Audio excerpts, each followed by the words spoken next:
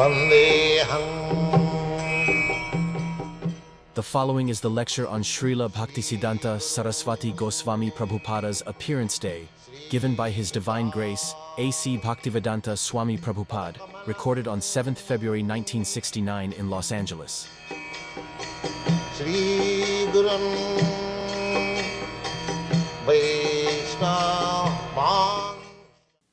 Means a broader heart.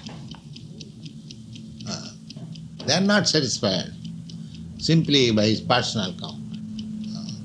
In political history also, you will find so many great leaders, they sacrifice their own comforts. In your country, there was George Washington. He sacrificed so many. There were other leaders in every country, in political field. Similarly, in social field also. Even the political leaders, the Marx, he was also compassionate by seeing the terrible condition of the Russian peasants. So he started that communist movement. That is the way a great man, they work for the general mass of people. They are not, that is their greatness. So Advaita Prabhu, when he found that people are simply engaged in eating, sleeping, and they have no concern with Krishna, and their life is being spoiled. So he wanted to start this Krishna consciousness movement, say about 600 years ago. But he considered himself as unable to take up this movement seriously because the condition of the people was so wretched. He thought that if Krishna himself comes, then it can be done. Otherwise it is not possible. So Advaita Prabhu called Chaitanya Mahaprabhu. And Chaitanya Mahaprabhu, by his call, he appeared. Krishna appeared. Chaitanya Mahaprabhu was almost like grandson of Advaita Prabhu. But when he was a young man, a very beautiful youth. So at that time, nobody knew, but Advaita Prabhu knew that he is Krishna, he has come. So he was simply, sometimes devotees pretend to be not in knowledge. So he was praying Krishna, this boy is very nice. If he takes us this Krishna consciousness movement, then it will be very successful. He is very intelligent, beautiful. In this way, there was Chaitanya Mahaprabhu's time, this Krishna consciousness movement was going nicely, very. And after him, there were 6 Gosvamis, they also managed. Then as it is the rule of this material world that you start something very good, but in due course of time, the things deteriorate. So this Vaishnava, Krishna consciousness movement also deteriorated in due course of time. Say, after the disappearance of the Gosvamis, about 250 years after, the things become most ridiculous. The so-called devotees, their representatives still are continuing. They are called Prakita Sahaja. Prakita Sahaja means taking things very easily. They thought that Radha Krishna is just like a boy and girls, lusty affairs.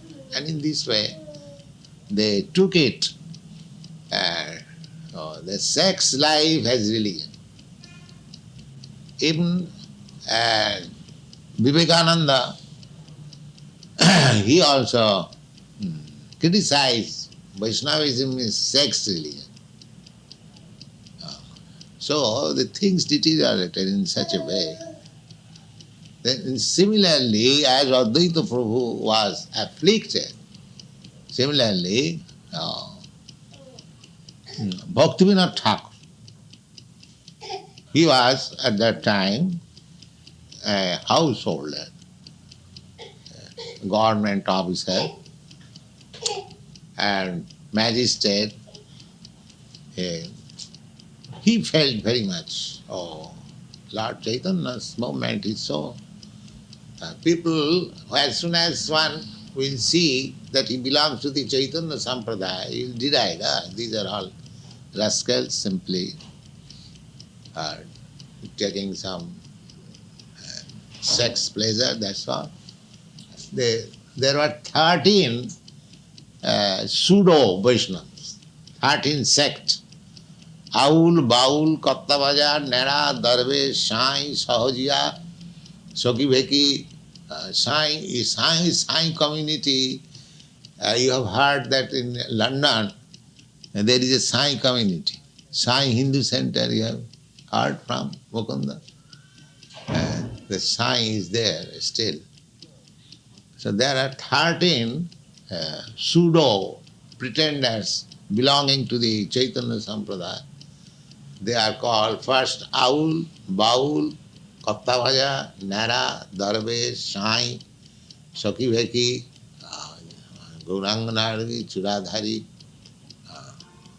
Otibari, Smarta, Jadgosai, like that. 13.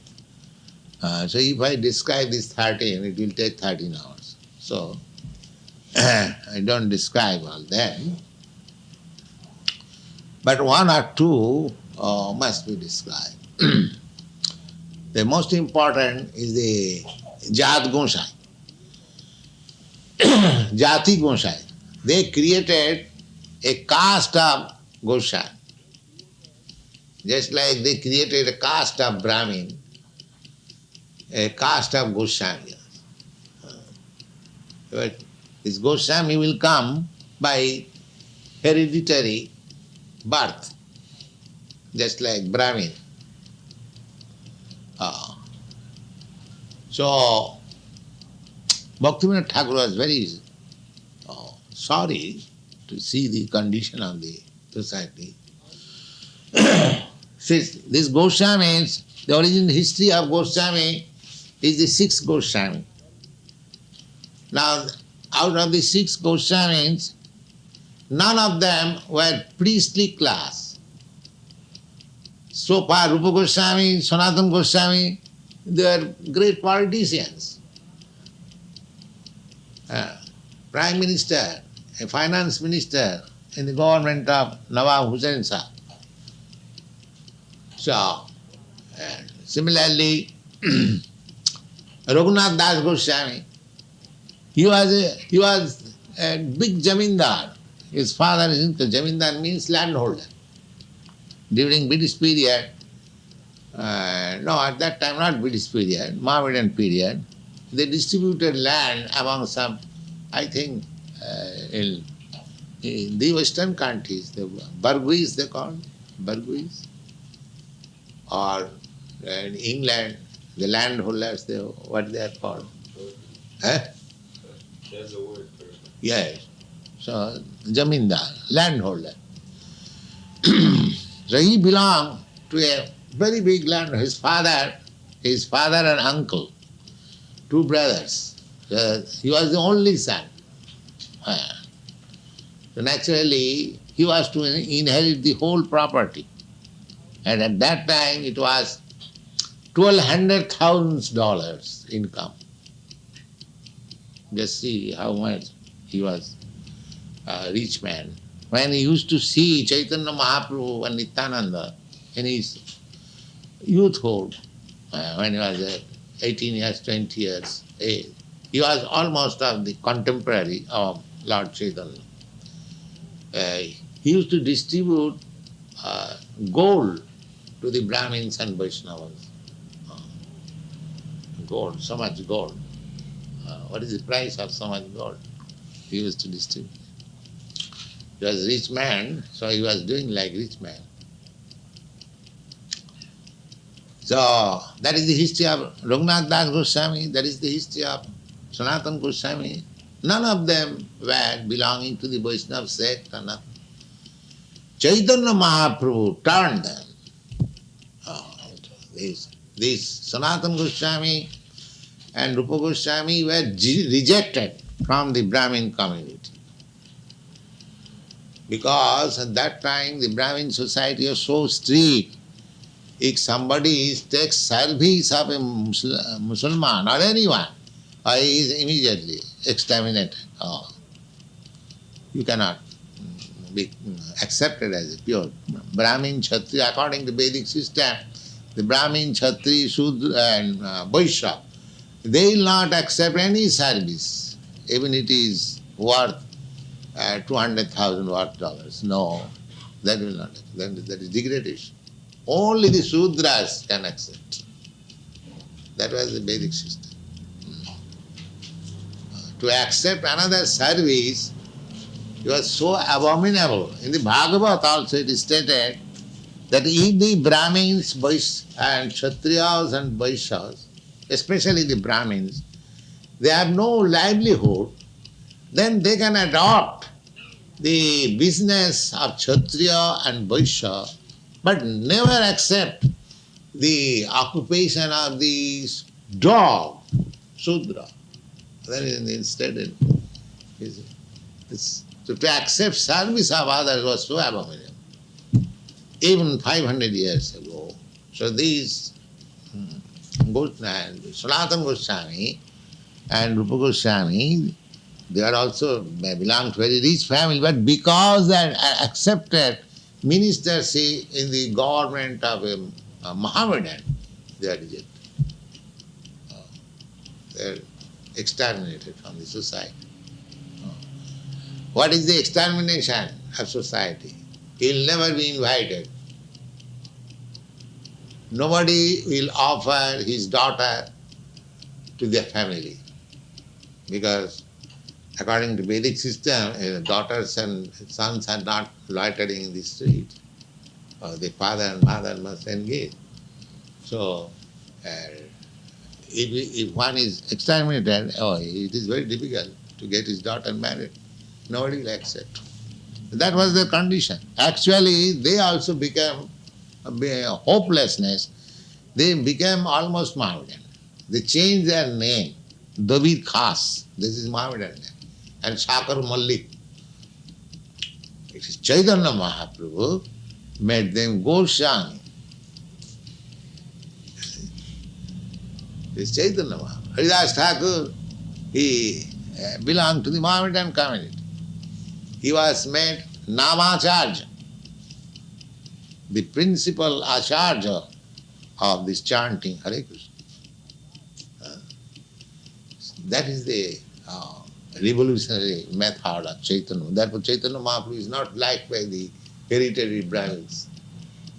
They dislike.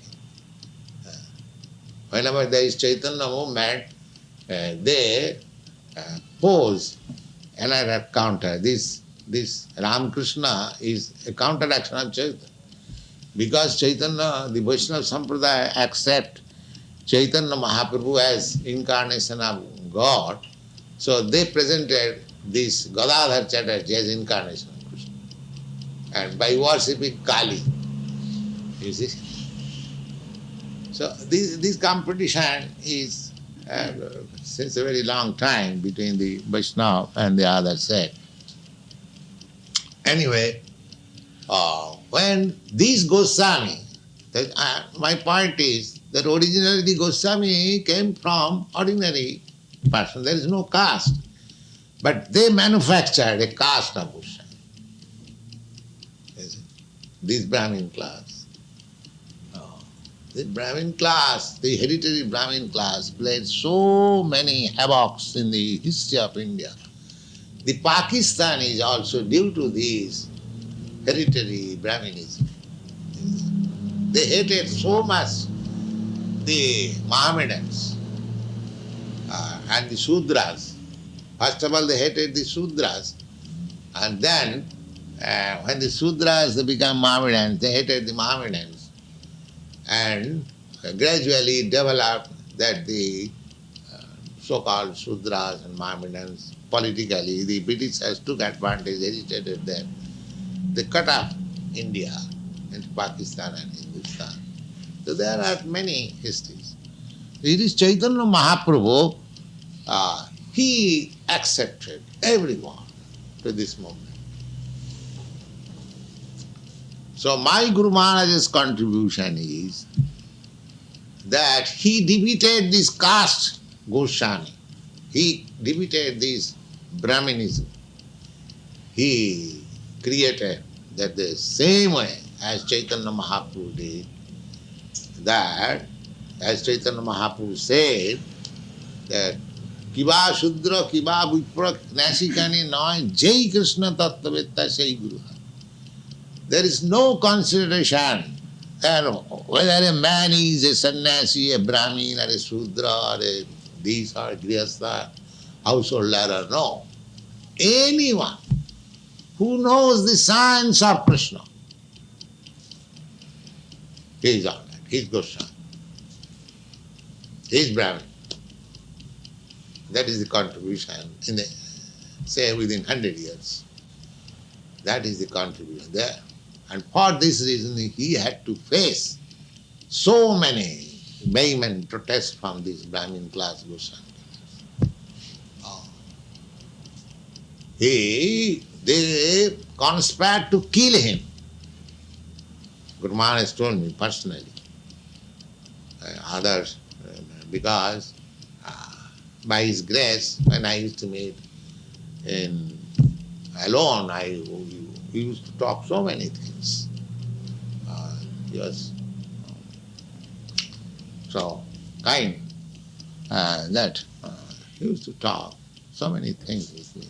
So he personally told me that these people, they wanted to kill me. They collected 25,000 rupees and went to bribe the police officer in charge of that area, that you take this 25,000 rupees, we shall do something against Bhaktisiddhanta Sarasvati. You don't take any step. He could understand that they want to kill him. Just like in your country also, the Kennedy was killed. He wanted to kill. So the police officer frankly said, of course we accept bribe and we indulge in such things, but not for a sadhu, not for a saintly person. I cannot dare. And the police officer refused and came to my Guru Maharaj that you take care, this is the position. So vehemently protested. So his method of preaching is just according to strictly according to the rules and regulations of Chaitanya Mahaprabhu.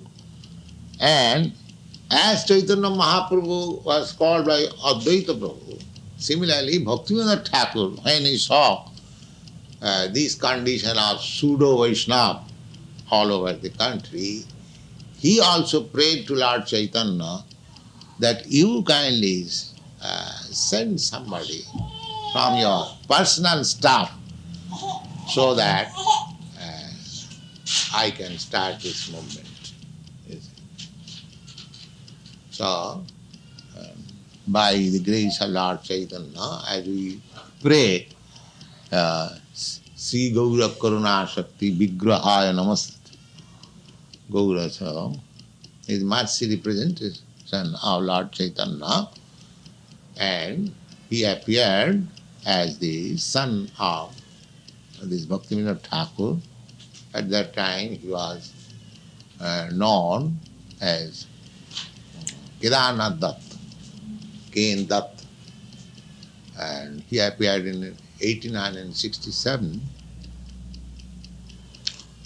as the child of Bhaktivinoda Thakur, and the house is still preserved in Jagannath Puri.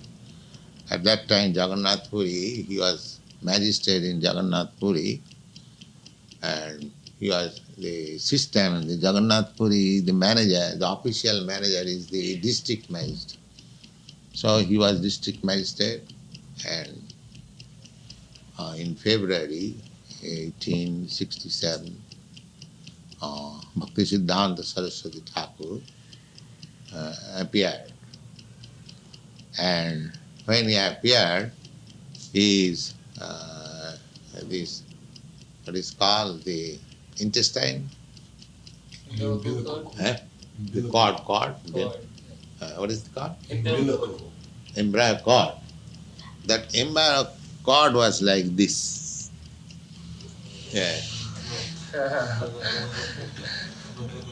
That means Brahmin from the beginning.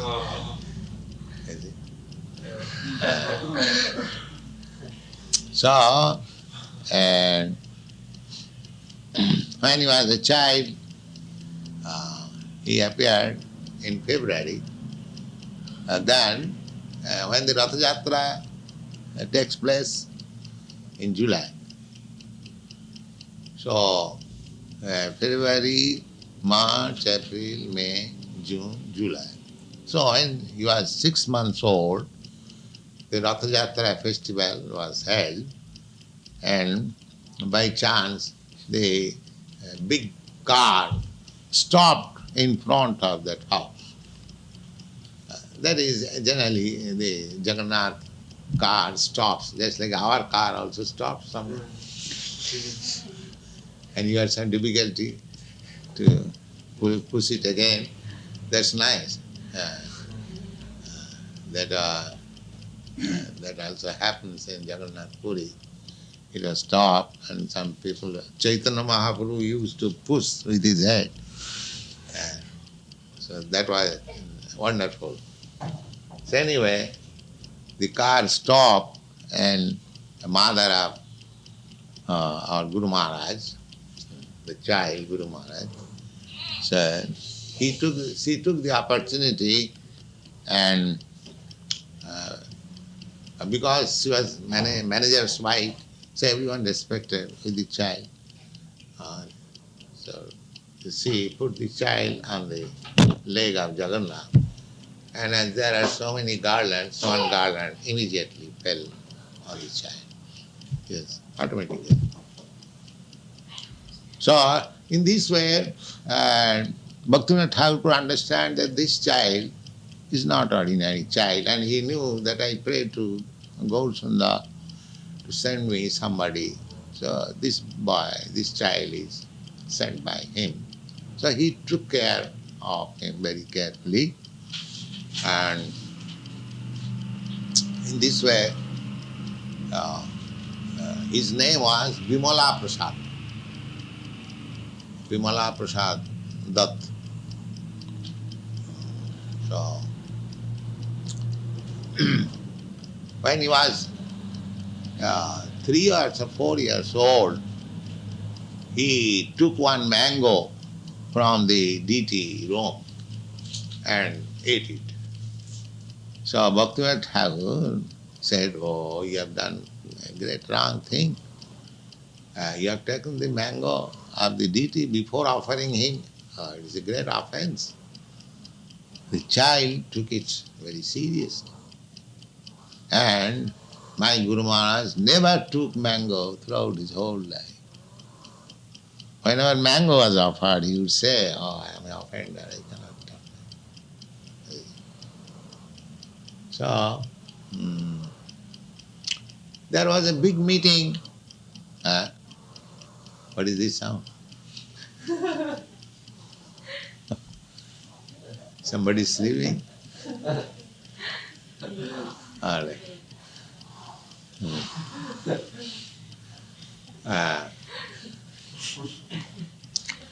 In Midnapur district, when I was a young man, He was holding meeting. He was a great astrologer, and he opened a astrological school when he was a young man. And there are many big students still practicing. They are all students of my Guru Maharaj. And there was a meeting in Midnapur district. The subject matter was Brahmins and Vaishnavas. So in that meeting, Bhaktivinoda Thakur was invited. At that time he was not very in healthy condition, indisposed. So he asked Sarasvati Thakur that he would go and speak there. So he spoke the distinction between Brahmins and Vaishnavas, and he defeated so many learned pandits. Then the whole audience began to touch his lotus feet and touch with water and drink it in this way when he was young man. That book is also available in Bengali, Brahmin Vaishnava. Then, after disappearance of Bhaktivinoda Thakur in 1914, Bhaktivinoda Thakur organized this Krishna Chaitanya movement in pure form from Mayapur. He published many books and papers, Sajjantashani, and he passed away in 1914. At that time, he entrusted the matter to Siddhanta Saraswati Thakur that I am going, my work unfinished about this Chaitanya Mahaprabhu's movement, you take charge of it. So you took very seriously the word of Bhaktivinoda Thakur. So since 1914 to 18, he was simply thinking that how I can expand this movement. So in 1918, he started this movement with the help of some disciples. Krishna sent him. So one of the disciples is now Tirtha Maharaj Parasivis. He belonged to Ramakrishna Mission Society. So he is very ambitious.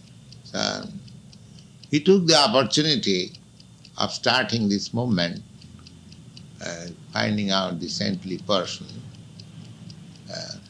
So apart from that point of view, with his help, this Gauriya mission was started, and gradually it developed. So in Calcutta, Guru Maharaj started in 1918, and I think in 1922, when I was young man, one of my friends, he took me to Guru Maharaj. That was my first meeting. And of course he was speaking to everyone, but he found me something. So immediately after my meeting, he said this, that, why don't you preach this Chaitanya's cult in the Western countries? That is a memorable day. Of course, I did not know that we'll have to do it. It is, stop. Whatever you do not understand, you'll ask later on, not in the middle. I could not understand that time, you see. I talked with him in so many ways. Who will hear your Chaitanya's message? We are a dependent country. That time I was Gandhi's devotee. In 1920, I gave up my educational career and joined this Congress movement because Gandhi's program was to boycott the university education, the British law court. So we took this opportunity and gave up education. You see? And so then Dr. Bose, he was my father's friend, so he asked what is why he's doing.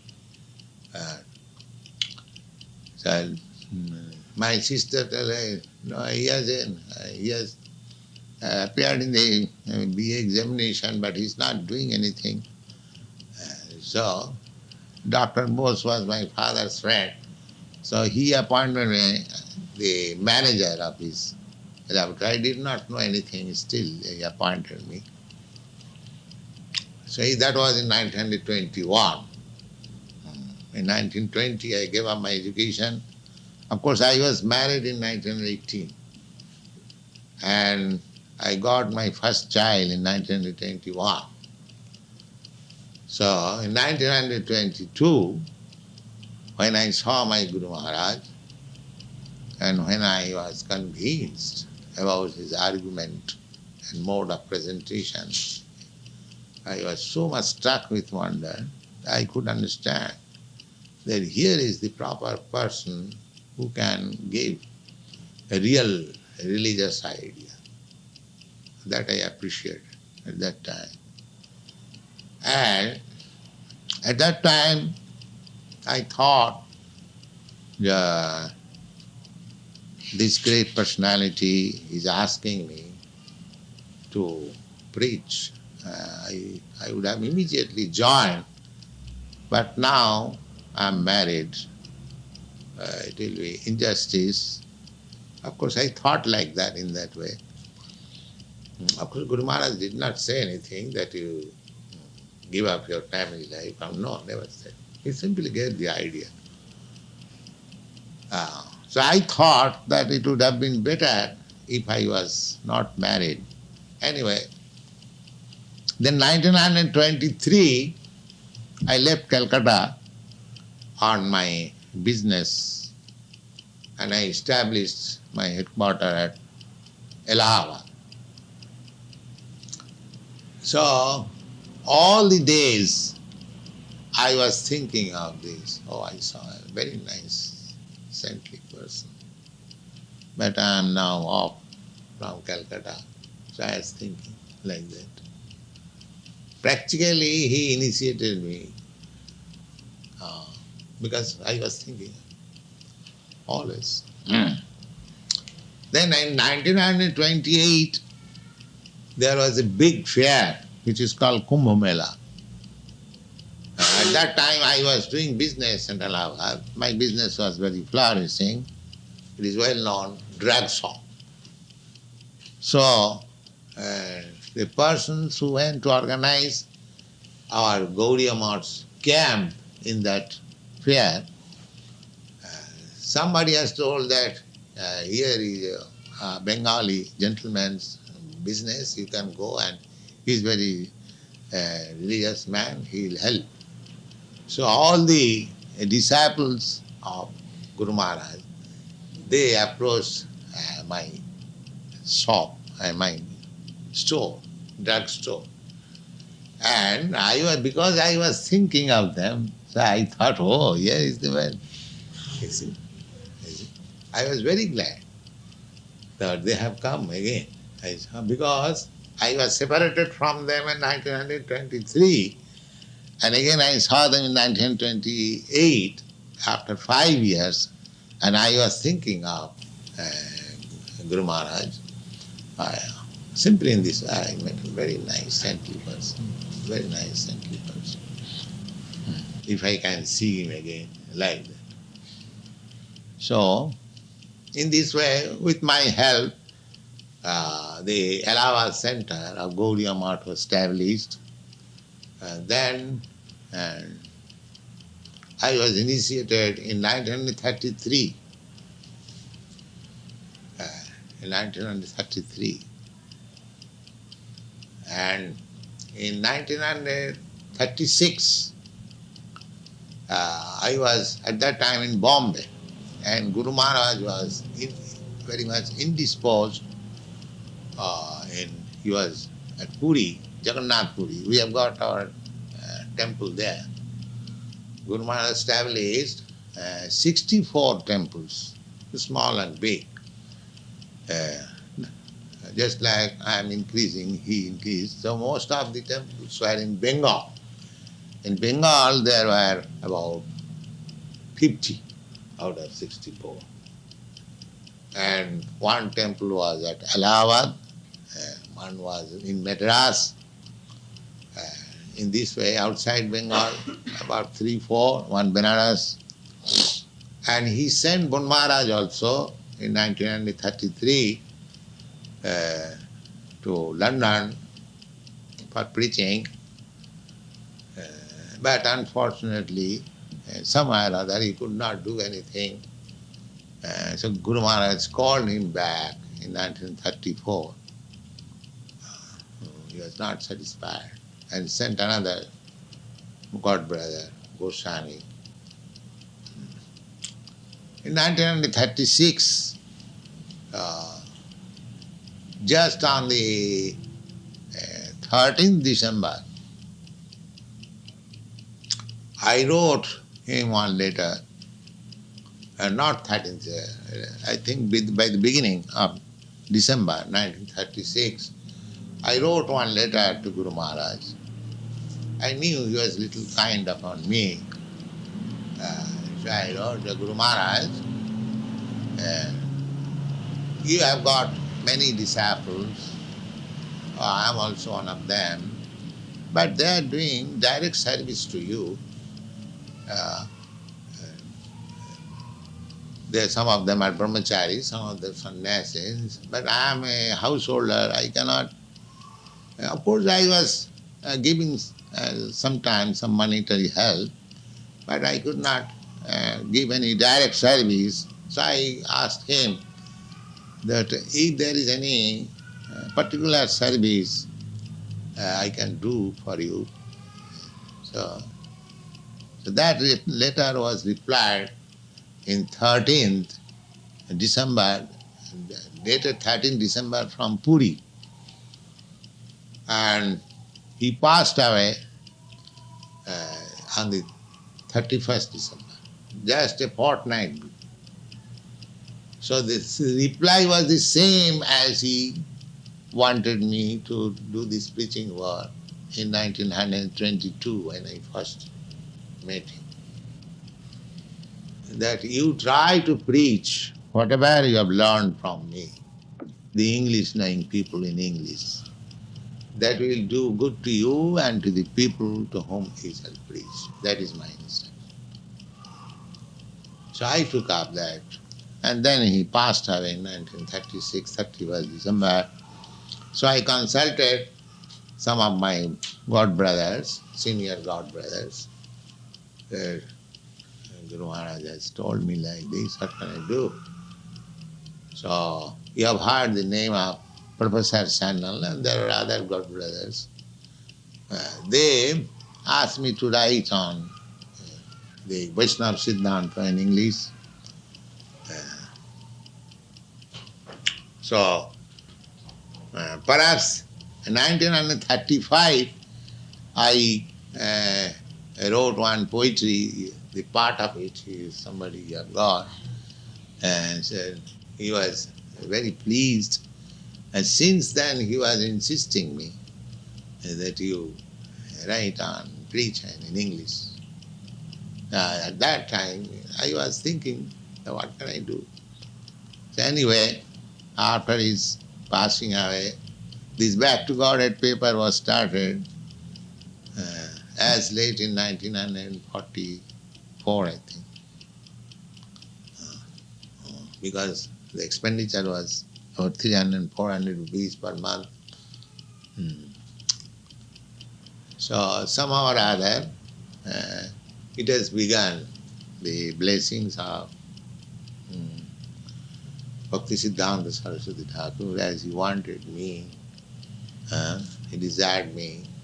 So, because he desired, I am not very expert or educated or nothing extraordinary. But only thing is that I believed in his word.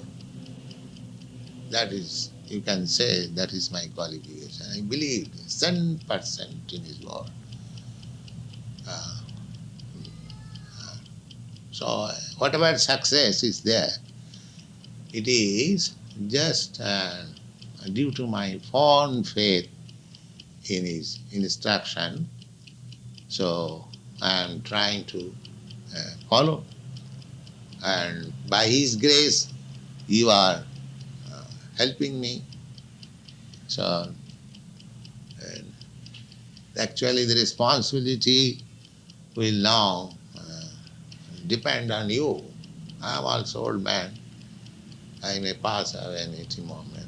This movement should go on, you see. This good movement started by Chaitanya Mahaprabhu, then accelerated by Gosvamis, and then again and Vishwanath Chakravarti. And when, just like whenever there is jada jada hai dharmasya glani bhavati, when there is some slowness, and either Krishna himself or some representative comes to give it a push. So you should know it, that this movement should be pushed on. This should not be neglected. And I am glad that you are catching the ideas very nicely, and try simple thing. You chant sincerely and follow the rules and regulation. The rules and regulation are not very strict. They are very simple. But because you are trained in a different way, but I am so pleased and obliged to you that you have adopted. I never expected, when I came first in Boston, I was thinking, oh, we'll accept these Vaishnava rules and regulations. These people are after meat and wine and illicit sex, and how they will accept it. And I was hopeless, and how they will chant, you see. So, but by the grace of Lord Chaitanya Mahaprabhu, at least I am hopeful that this movement can be accepted by anyone. It is not so hopeless as I thought. But apart from my calculation, you are realizing this movement should be pushed on. Just like great souls always think of the poor souls, similarly, you should also feel. That is the way Lord Jesus Christ, he also felt for the sinful persons. So, this is very good. If we struggle hard to push this movement, then even we don't get any follower, Krishna will be satisfied. And our business is to satisfy Krishna. That is bhakti. Rishikena rishikesa sevanam bhakti ruchyate. Bhakti means one has to engage his all senses for the satisfaction. The material life means sense satisfaction for himself. I like this. I like this, I want to do something. I want to sing something, or chant something, eat something, or touch something, or taste something. This is something, that means using the senses. That is the material life. I want to touch such soft skin. I want to taste such, what is called, nice food. I want to smell like this. I want to walk like this. The same thing, walking, tasting, touching, or anything, should we utilize for Krishna. That's all. Instead of touching something else, if we touch the sanctified lotus feet of a devotee, that touch will be utilized. Instead of eating nonsense, if we eat Krishna Prasada, it will be all right. Instead of smelling something else, if we smell the flowers offered to Krishna. So nothing is stopped. If you want to use our sex life, yes, it can be used for producing Krishna conscious children. Nothing is stopped. Simply it is purified. This is the whole moment. There is no question of stop this. Stop cannot be. How it can be stopped? Suppose I am a human being. If somebody says, oh, you cannot eat, is it possible? I must eat. So, there is no question of stopping. The question is purifying. So, the other philosophy is to, I would say, snap down, forcibly, make it void, just like they say, just become desireless, they advocate. How can I be desireless? Desire must be there. But I shall desire for Krishna. So this is very nice process, and even others do not take it very seriously, or they do not come to our philosophy. If you try for it, that is your business. Krishna will be satisfied. Our Acharyas will be satisfied, Guru Maharaj will be satisfied. And just prasadad bhagavat. If they are satisfied, then your business is finished. Not that others is satisfied or not. By your chanting, some public is satisfied. No, we are not concerned with that. He may be satisfied or not satisfied. But if I chant in the proper way, then my predecessor, the Acharya, will be satisfied. That is my business. If I don't invent in my own way, I am very glad that Krishna has sent so many nice boys and girls to help me be blessed on this auspicious day. And there is nothing mine. I am simply a postal peon. I am delivering to you what I have heard from my Guru Maharaj. And simply you also act in the same way, and you will be happy, and the world will be happy, and Krishna will be happy.